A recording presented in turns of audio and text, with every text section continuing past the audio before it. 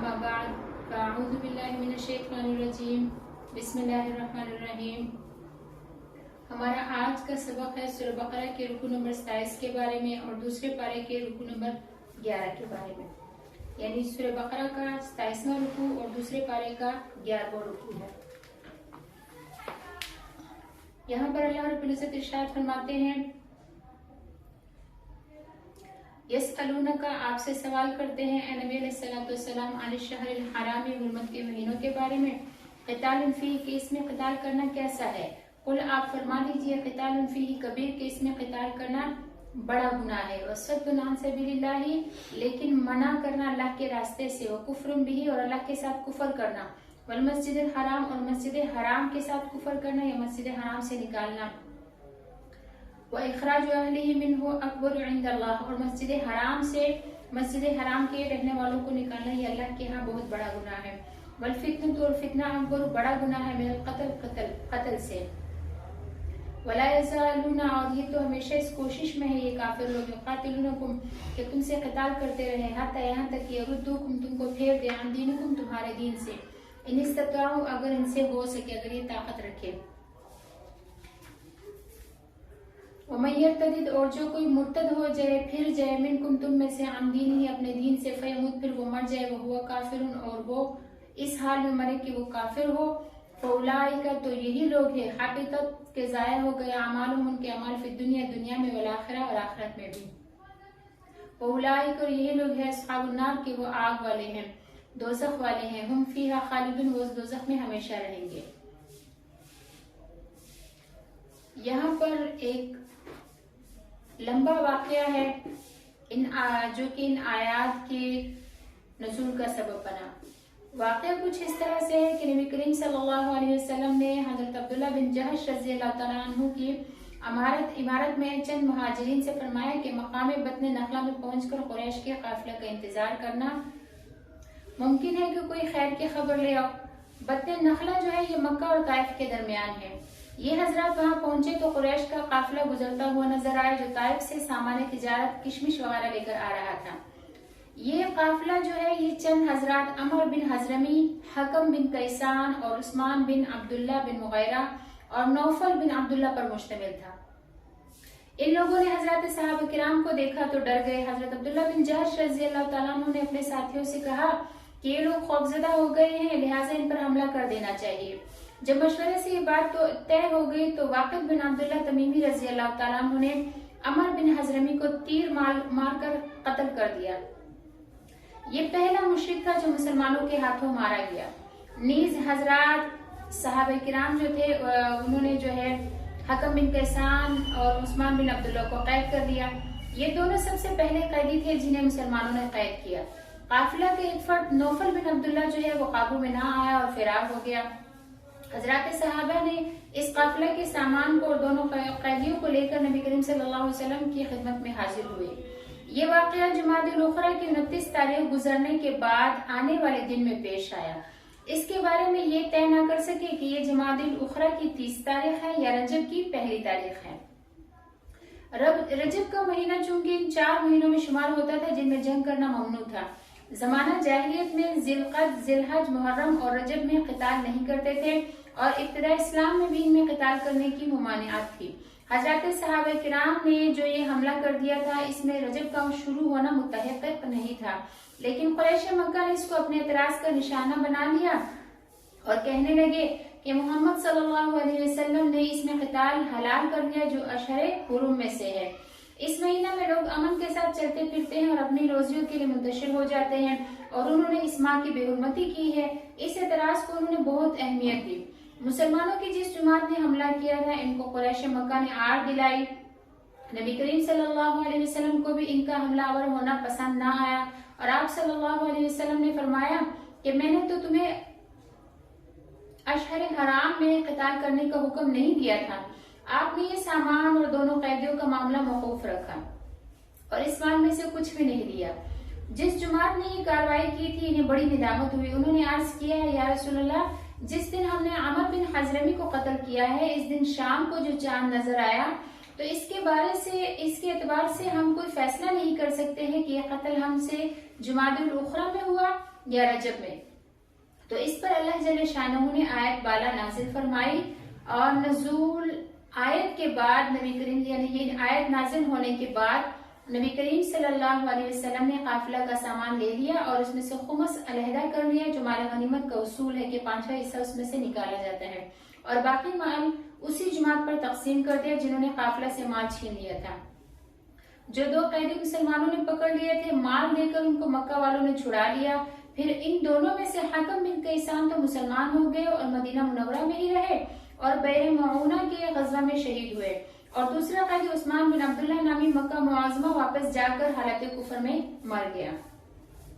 تو یہ آیات جو ہے ان کے بارے میں نازل ہوئی۔ پھر یہاں پر اللہ رب العزت ارشاد فرماتے ہیں کہ یہ لوگ جو کہہ رہے تھے، یہ مشرکین جو اعتراض کر رہے تھے، کہ ان کے اعتراض کا جواب بھی اس آیت میں اللہ رب العزت نے نازل فرما دیا، ارشاد فرمایا کہ آپ فرما دیجئے نبی علیہ الصلوۃ والسلام کہ اشہر حرام میں قتال کرنا بڑا گناہ ہے، لیکن مشرکین کو اپنی کرتوت نظر نہیں آتے، اللہ کی راہ سے روکنا، دین حق قبول کرنے والوں کو منع کرنا، اللہ کے ساتھ کفر کرنا، مسجد حرام کے ساتھ کفر کرنا، اور مسجد حرام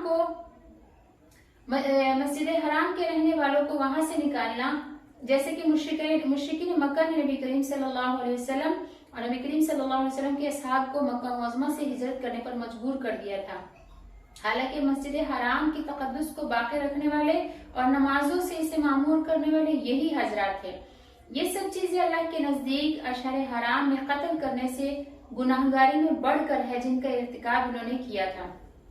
پھر فرمایا والفتنة أكبر من القتل، کہ مشرکین مکہ شرک و کفر میں مبتلا تھے، اور جو لوگ مسلمان ہو جاتے تھے ان کو مارتے پیٹتے تھے اور کفر میں واپس لے جانے کی کوشش کرتے تھے۔ یہ سب بہت بڑا فتنہ ہے جو ایک شخص کے قتل سے بہت بڑھ کر ہے، جسے بعض صحابہ رضی اللہ عنہم نے چاند کی صحیح تاریخ معلوم نہ ہونے کی وجہ سے قتل کر دیا تھا۔ پھر مسلمانوں کو متنبہ فرمایا کہ وَلَا يَزَالُونَ يُقَاتِلُونَكُمْ حَتَّى يَرُدُّوكُمْ عَنْ دِينِكُمْ، یہ کافر تم سے لڑتے رہیں گے یہاں تک کہ اگر ان سے ہو سکے تو تمہیں تمہارے دین سے پھیر دیں۔ اس میں مشرکین کے عزائم بتائے ہیں کہ وہ تمہارے ایمان سے کبھی بھی راضی نہ ہوں گے اور اپنے دین میں واپس کرنے کی کوششیں کرتے رہیں گے، اور وہ خود تو اپنے دین میں پختہ ہیں، تو تم اپنے دین میں پختہ رہو، وہ تمہیں اپنے دین میں کھینچنا چاہتے ہیں، تم انہیں اپنے دین میں لانے کی کوشش کرتے رہو۔ پھر آگے اللہ رب العزت جو ہے یہ فرماتے ہیں کہ وَمَن يَرْتَدِدْ مِنْكُمْ عَنْ دِينِهِ، کہ جو کوئی تم میں سے مرتد ہو جائے اپنے دین سے اور پھر وہ اس حال میں مر جائے کہ وہ کافر ہو، تو اس کے اعمال جو ہے وہ سارے ضائع ہو جائیں گے۔ تو اس میں مرتد کے بعض احکام بتائے ہیں۔ دین اسلام قبول کرنے کے بعد جو شخص اس کو چھوڑ کر، اسلام کو چھوڑ کر کوئی سا بھی دین اختیار کر لے، کیونکہ اسلام کے علاوہ ہر دین کفر ہی ہے، تو اس نے زمانہ اسلام میں جو اعمال کیے تھے نیک اعمال وہ سب ضائع ہو گئے۔ کفر کی وجہ سے ان سب کا اجر و ثواب ختم ہو گیا، دنیا میں بھی ان اعمال کا کوئی فائدہ نہ ہوگا جو اس نے زمانہ اسلام میں کیے تھے، اور آخرت میں بھی ان کا کوئی اجر و ثواب نہ ملے گا، اور دوسرے کافروں کی طرح وہ بھی ہمیشہ دوزخ میں جائے گا۔ اور جیسے ہی کوئی شخص مرتد ہو جائے تو اس کی بیوی اس کے نکاح سے نکل جائے گی۔ اگر کوئی ایسا شخص مر جائے جس کی اسے میراث پہنچتی تھی، جیسے اس کے والدین جو مسلمان ہو، تو اس کی میراث سے یہ شخص محروم ہوگا۔ مرتد کی نہ نماز جنازہ پڑھی جائے گی، نہ مسلمانوں کے قبرستان میں دفن کیا جائے گا، اور اس کا ذبیحہ بھی حرام ہوگا۔ اور ارتداد سے پہلے یعنی اسلام دین چھوڑنے سے پہلے، اسلام سے مرتد ہونے سے پہلے جو بھی نیک کام کیے، نماز، روزہ، حج، عمرہ وغیرہ جو بھی کیا تھا، یہ سب ضائع ہو گیا۔ آخرت میں اس کو کوئی ثواب نہیں ملے گا اور ہمیشہ ہمیشہ دوزخ میں رہے گا۔ اب سوال یہ رہ جاتا ہے کہ اگر یہ شخص دوبارہ مسلمان ہو جائے تو اس کا کیا حکم ہے؟ تو اس کے بارے میں جان لینا چاہیے کہ آخرت میں دوزخ سے بچ جائے گا، اور دنیا میں بھی آئندہ احکام اسلام اس پر جاری ہوں گے، اور اسے خود بھی احکام اسلام پر عمل پیرا ہونا لازم ہوگا، اور عام مسلمان بھی اس سے مسلمانوں جیسا معاملہ ہی کریں گے۔ باقی جو مرتد کے مسائل ہے وہ اللہ رب العزت ہماری ایسی حالت سے حفاظت فرمائے تمام مسلمانوں کی کہ ہم اپنا اسلام دین چھوڑ کر کسی دوسرے دین میں داخل ہو جائے، لیکن خدا نہ خواستہ اگر کسی کے ساتھ کوئی ایسا معاملہ ہو تو اس کے بارے میں مفتیان کرام سے جو ہے آپ لوگ رابطہ کر سکتے ہیں۔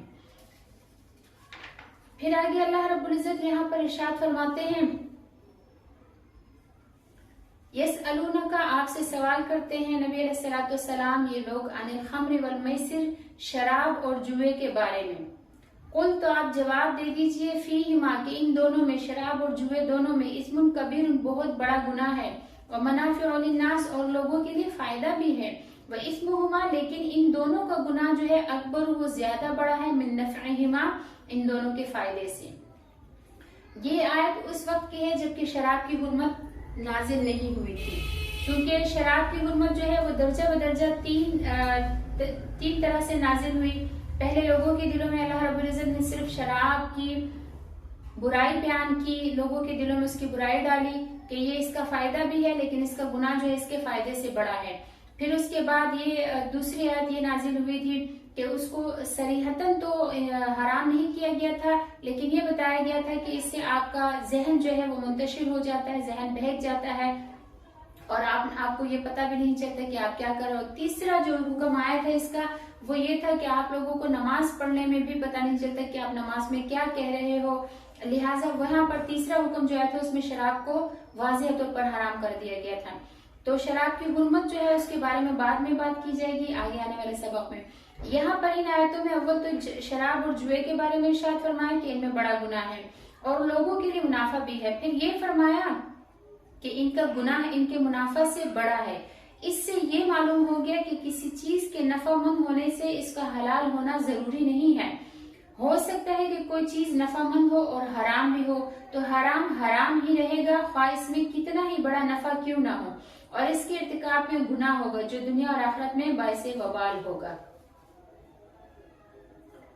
پھر آگے اللہ رب العزت ارشاد فرماتے ہیں وَيَسْأَلُونَكَ اور آپ سے سوال کرتے ہیں نبی علیہ السلام یہ لوگ ماذا ينفقون کہ وہ کیا خرچ کریں، قل آپ کہہ دیجئے کہ وہ چار جو درمیانہ ہو یعنی جو تمہارے خرچ سے زائد ہو وہ خرچ کرو، کذالک اسی طرح یبین اللہ بیان کرتا ہے اللہ تعالیٰ لکم الآیات تمہارے لیے آیات لعلکم تتفکرون تاکہ تم غور و فکر کرو۔ یہاں پر لباب النقول میں حضرت ابن عباس رضی اللہ تعالیٰ عنہ سے نقل کیا گیا ہے کہ جب اللہ کی راہ میں خرچ کرنے کا حکم ہوا تو چند صحابہ کرام نبی اکرم صلی اللہ علیہ وسلم کی خدمت میں حاضر ہوئے اور عرض کیا کہ ہم نہیں جانتے کہ ہمارے مالوں میں جو مقرر فرمایا گیا ہے وہ کس قدر ہے، ہم اس میں سے کتنا خرچ کریں۔ ان کے اس سوال کے جواب میں اللہ جل شانہ نے یہ آیت نازل فرمائی اور فرمایا کہ جو مال اپنی ضروریات سے زائد ہو وہ اللہ کی راہ میں خرچ کرو، اور ساتھ ہی یہ بھی فرما دیا کہ کذالک یبین اللہ لکم الآیات لعلکم تتفکرون فی الدنیا والآخرہ کہ تم خرچ کرنے میں غور و فکر سے کام لو، آخرت کی ضروریات دیکھو اور دنیاوی ضروریات کو بھی سمجھو۔ ایسا بھی نہ ہو کہ خرچ ہی نہ کرو کہ ضروریات سے جس قدر بھی زائد ہو وہ پڑا ہی رہے اور جمع ہی ہوتا رہے، اور ایسا بھی نہ ہو کہ سب خرچ کر کے بیٹھ رہو اور فقر و فاقہ میں مبتلا ہو کر کل کو دوسروں سے مانگنے کی نوبت آ جائے۔ پھر آگے اللہ رب العزت ارشاد فرماتے ہیں وَيَسْأَلُونَكَ اور آپ سے سوال کرتے ہیں نبی علیہ السلام یہ لوگ عن الیتامی یتیموں کے بارے میں، قل کہہ دیجیے اصلاح لہم خیر کہ ان کی اصلاح کرنا ان کے لیے بہتر ہے، وَإِن تُخَالِطُوهُمْ اور اگر تم ان کو آپس میں ملاؤ فَإِخْوَانُكُمْ تو وہ تمہارے بھائی ہیں، واللہ اللہ تعالیٰ یعلم المفسد جانتا ہے فساد کرنے والوں کو من المصلح اصلاح کرنے والوں میں سے، یعنی اللہ جانتا ہے کہ فساد کرنے والا تم میں سے کون ہے اور اصلاح کرنے والا کون ہے۔ وَلَوْ شَاءَ اللَّهُ اور اگر اللہ تعالیٰ چاہتا لَأَعَانَتَكُمْ تو تم کو مشقت میں ڈال دیتا، ان اللہ بے شک اللہ تعالیٰ عزیز حکیم زبردست حکمت والا ہے۔ مستدرک میں حضرت ابن عباس رضی اللہ تعالیٰ عنہ سے روایت نقل کی ہے کہ جب آیت کریمہ وَلَا تَقْرَبُوا مَالَ الْيَتِيمِ إِلَّا بِالَّتِي هِيَ أَحْسَنُ یہ آیت جب نازل ہوئی اور اسی طرح دوسری آیت نازل ہوئی ان الذین یاکلون اموال الیتامی ظلما انما یاکلون فی بطونہم نارا، یعنی پہلی آیت میں اللہ نے فرمایا کہ تم یتیم کے مال کے قریب بھی نہ جاؤ مگر اچھے احسن طریقے سے، اور دوسرا فرمایا کہ جو لوگ یتیم کا مال ظلم کے ساتھ کھاتے ہیں وہ اپنے پیٹ میں آگ بھر رہے ہیں۔ جب یہ آیت نازل ہوئی تو وہ صحابہ جن کے پاس کوئی یتیم تھا انہوں نے یتیم کا کھانا پینا الگ کر دیا، یتیم کے لیے الگ پکاتے اور اپنے لیے الگ تیار کرتے۔ ایسا کرنے سے یتیم کے کھانے میں سے کچھ حصہ بچ جاتا تھا، اسے رکھ لیتے تھے، پھر بعد میں وہ یتیم کھا لیتا تھا یا خراب ہو جاتا تھا۔ جب یہ صورتحال پیش آئی تو ان حضرات نے نبی کریم صلی اللہ علیہ وسلم کی خدمت میں پوری کیفیت پیش کی، اس پر اللہ جل شانہ نے یہ آیت نازل فرمائی۔ آیت کا مطلب یہ ہے کہ مقصود اصلی جو ہے وہ یتیم کی اصلاح ہے. یتیم بچوں کا مال اس طریقہ پر ان پر خرچ کرو کہ ان کا نقصان بھی نہ ہو اور کوئی خراب نیت بھی نہ ہو کہ اس کا مال ساتھ ملا کر پکانے میں اس کے حصے میں سے اپنے اوپر یا اپنے بچوں پر خرچ ہو جانے کی نیت ہو. ایسا نہیں کرنا. ان کا مال اپنے مال میں ملا کر پکانے میں چونکہ مصلحت پیش نظر ہے کہ ان کا مال زیادہ خرچ نہ ہو اور ضائع نہ ہو، تو اس میں کوئی مواخذہ اور محاسبہ کی بات نہیں. وہ تمہارے بھائی ہیں، بھائیوں کی طرح مل جل کر اصلاح اور خیر خواہی مد نظر رکھتے ہوئے کھاؤ اور پیو، کیونکہ اللہ جل شانہ نیت کی اصلاح کو بھی جانتے ہیں اور فساد کو بھی جانتے ہیں. پھر فرمایا کہ وَلَوْ شَاءَ اللَّهُ لَعَانَتَكُمْ، کہ اگر اللہ تعالیٰ چاہتا تو تم کو مشقت میں ڈال دیتا اور تم کو حکم دیتا کہ یتیموں کا ہر حال میں الگ پکاؤ اور ایسے انداز سے پکاؤ کہ ذرا بھی نہ خراب ہو، اور یہ تمہارے لیے مشکل اور دشواری کا باعث ہو جاتا، تو اللہ تعالیٰ نے آسانی عطا فرما دی. آسانی پر عمل کرو اور نیت اچھی رکھو. آخر میں فرمایا ان اللہ عزیز حکیم، بے شک اللہ تعالیٰ عزیز ہے یعنی غلبہ والا ہے. وہ مواخذہ فرمائے تو کوئی اس سے بچ نہیں سکتا، اور وہ حکیم بھی ہے، اس کے تمام احکام حکمت پر مبنی ہے، کوئی حکم حکمت سے خالی نہیں ہے. پھر آگے اللہ رب العزت ارشاد فرماتے ہیں وَلَا تَنْكِحُوا الْمُشْرِكَاتِ، اور تم نکاح نہ کرو مشرک عورتوں سے حتیٰ یہاں تک کہ یؤمن وہ ایمان لے. وَلَأَمَةٌ مُؤْمِنَةٌ خَيْرٌ مِّن مُشْرِكَةٍ، اور مومن باندی بہتر ہے مشرک عورت سے. وَلَوْ أَعْجَبَتْكُمْ، چاہے تمہیں مشرکہ عورت کتنی ہی پسند کیوں نہ آئے، کتنی ہی اچھی کیوں نہ لگے، لیکن اگر عورت مشرکہ ہے تو اس سے نکاح نہیں کرنا. اس سے بہتر یہ ہے کہ تم مومن باندی سے نکاح کر لو. وَلَا تُنْكِحُوا الْمُشْرِكِينَ، اور تم نکاح نہ کرو اپنی عورتوں کا مشرک مردوں سے حتیٰ یہاں تک کہ یؤمنوا وہ ایمان لے آئے. وَلَعَبْدٌ مُؤْمِنٌ خَيْرٌ مِّن مُشْرِكٍ، اور مومن غلام بہتر ہے مشرک مرد سے. وَلَوْ أَعْجَبَكُمْ، چاہے وہ تمہیں کتنا ہی تعجب میں کیوں نہ ڈالے، چاہے تمہیں کتنا ہی اچھا کیوں نہ لگے. کیوں؟ وجہ اس کی کیا ہے؟ تو اس کے بارے میں اللہ رب العزت ارشاد فرماتے ہیں اولئک، یہ لوگ جو ہے یدعون بلاتے ہیں الی النار، آگ کی طرف. واللہ اللہ تعالیٰ یدعو الی الجنت، بلاتا ہے جنت کی طرف. المغفرت، اور مغفرت کی طرف باذنہ اپنے حکم سے. وَيُبَيِّنُ آیاتہ للناس، اور اللہ تعالیٰ بیان فرماتا ہے اپنی آیتوں کو لوگوں کے لیے لعلہم یتذکرون، تاکہ وہ نصیحت حاصل کرے. اس آیت شریفہ میں مسلمانوں کو اس بات سے منع فرمایا کہ مشرک عورتوں سے نکاح کرے. ہاں اگر وہ اسلام قبول کر لے تو ان سے نکاح کرنا جائز ہوگا. مشرک عورتیں بعض مرتبہ حسن و جمال یا اموال کے اعتبار سے اچھی معلوم ہوتی ہیں اور ان سے نکاح کرنے کی خواہش ہوتی ہے. اس کے بارے میں ارشاد فرمایا کہ تم مشرکہ سے نکاح نہ کرو، اگر کوئی ایمان والی لونڈی مل جائے تو اس سے نکاح کر لو، وہ تمہارے لیے مشرک عورت سے بہتر ہے. پھر دوسرا حکم ارشاد فرمایا کہ مشرکوں سے اپنی عورتوں کا نکاح نہ کرو، مشرک کی نسبت مومن غلام بہتر ہے، تم اس سے اپنی عورتوں کا نکاح کرو. ہاں اگر کوئی مشرک مسلمان ہو جائے تو وہ تمہارا دینی بھائی ہو گیا، اس سے اپنی عورتوں کا نکاح کر سکتے ہو. آخر میں مشرکوں سے بچنے اور ان سے ازدواجی تعلقات قائم نہ کرنے کی علت بتا دی کہ مشرکین دوزخ کی طرف بلاتے ہیں اور اللہ تعالیٰ جنت اور مغفرت کی طرف بلاتا ہے. مشرکین سے مرد ہو یا عورت ازدواجی میل جول رکھنے میں خطرہ ہے کہ مسلمان مرد ہو یا عورت خدا نخواستہ ان کے عقائد سے متاثر ہو جائے اور کسی دن ایمان کھو بیٹھے اور مستحق دوزخ ہو جائے. پھر مسئلہ اولاد کا بھی ہوگا. مرد مشرک ہو یا عورت، وہ اولاد کو ضرور اپنے دین پر لگائیں گے. اگر اولاد مشرک ہو گئی تو دوزخی ہوگی. لا محالہ مومن مرد و عورت مشرک مرد و عورت سے بہتر ہے، چاہے وہ مومن غلام یا باندی ہی ہو، چونکہ نہ تو وہ اپنے جوڑ کے دوزخ کی دعوت دیتا ہے اور نہ اولاد کو دوزخ کے راستہ پر ڈالتا ہے. لہٰذا یہاں پر فرما دیا کہ مشرک مرد اور عورت سے نکاح سے باز آ جاؤ. اللہ رب العزت ہمیں، ہماری اولاد کو، ہماری نسلوں کو مومنین کے ساتھ جوڑے رکھے اور اپنے دین پر، اپنے ایمان پر اللہ رب العزت ہمیں استقامت نصیب فرمائے، اور ایمان ہی کی حالت میں جو ہمارے موت کا وقت مقرر ہے اس وقت پہ اللہ تعالیٰ ہمیں ایمان ہی کی حالت میں کلمے والی، اللہ تعالیٰ کی رضا محبت والی موت نصیب فرمائے. وآخر دعوانا ان الحمد للہ رب العالمین. السلام علیکم ورحمۃ اللہ وبرکاتہ.